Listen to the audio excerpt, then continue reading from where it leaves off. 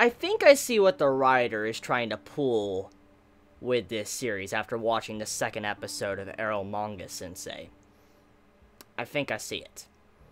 One of the big things about Oreimo, the previous work from the writer, was that the conclusion was a complete clusterfuck. It was atrocious. It was, yeah, it just, I mean, the big point is that it was horrible because there was a lot of things that weren't allowed, and the writer wanted to do different things, but it wasn't allowed, but there was other problems here overall, and just, it ended in a complete clusterfuck. There was just a lot of issues with Oreimo's conclusion.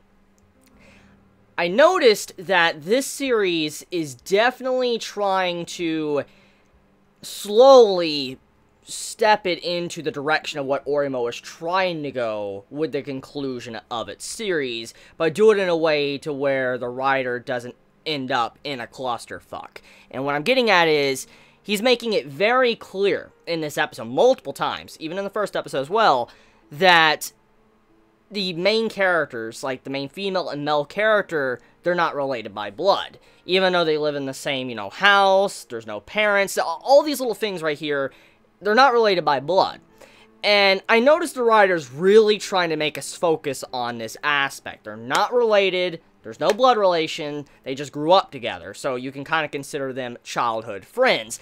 And I feel like that is what the writer is going for. He's trying to put it in a way to where it's acceptable. For instance, it won't turn out to where Oreimo ended, like, complete clusterfuck that just destroyed the series.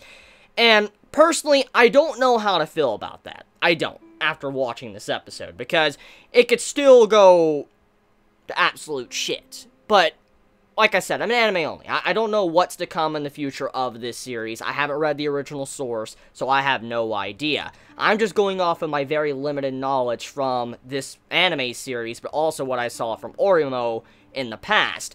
And I'm just kind of worried about that, because it seems like the writer is trying to inch towards that conclusion with a possibility of, you know, the brother-sister relationship, but it seems like the writer's trying to take it carefully, build it up or whatever. But regardless of that, though, I have to admit, I was quite surprised with hearing something that reminded me of Papa Franku while watching this episode. And if you don't watch Filthy Frank, what the fuck you doing? Stop my video. You don't even come back. Just go watch Filthy Frank. That man's godsend, okay? That man is a great man.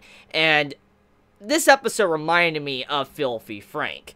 When the girl, you know, the class rep popped up to try to see what's going on with the main female character, the little sister, she starts saying, like, Orewa chin chin daisuki da yo? And I'm like,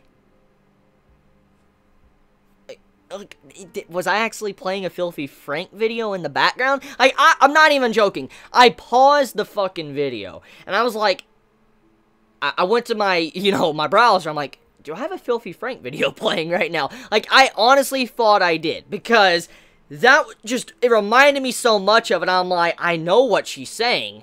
I know that line. It's like, I love penis. That's what she's saying, or dicks, in this case. That's what it's translated to, and I'm like, is she saying that? Like, is this character actually saying that? Like, am I seeing shit, or am I actually seeing this uncensored, but actually she is legit saying this? Like, I know it's not troll subs, because I've seen enough Filthy Frank to know, and I know it's kind of sad, but I know what that means, and I'm like, she is straight up saying dick in Japanese, or penis, and I'm like,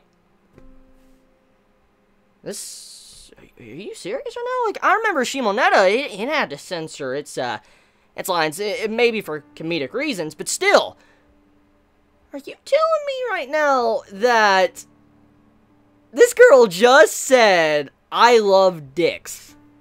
I don't even want to begin to imagine how awkward that was to record as a voice actor. I can't even begin to imagine. Just imagine if you were the voice actor, having to do that, you know, cutesy little voice and saying that. Just think about that. Let that process in your mind real quick, that a character voice actor had to voice this character and say that. Probably a couple of times, because they probably, or the voice actor is probably, like, very shy, like, oh my god, I can't believe I'm saying this, and then had to repeat the lines multiple times. Just imagine the thought process going on in the voice actor of that scene.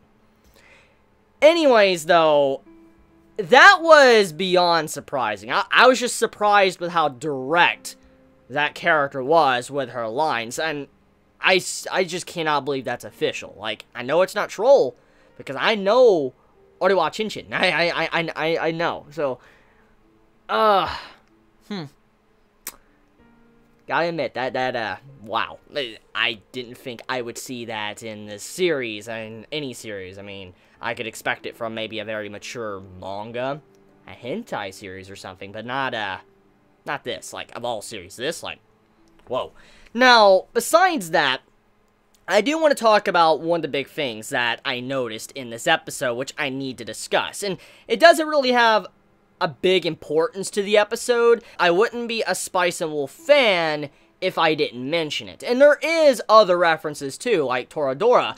But there is a poster on the wall in this episode when that little, that elf lolly girl or whatever, she's called Elf. I don't really care much about her at all. I literally don't give a shit about her character. She's annoying, and I don't usually like those type of characters. But, behind her, when she's starting to talk and just say, like, I'm better, I'm light novel incarnate, and all that, and I just don't care. I'm like, okay, going one out, through one ear and out the other. I noticed in the background that Spice and Wolf was there.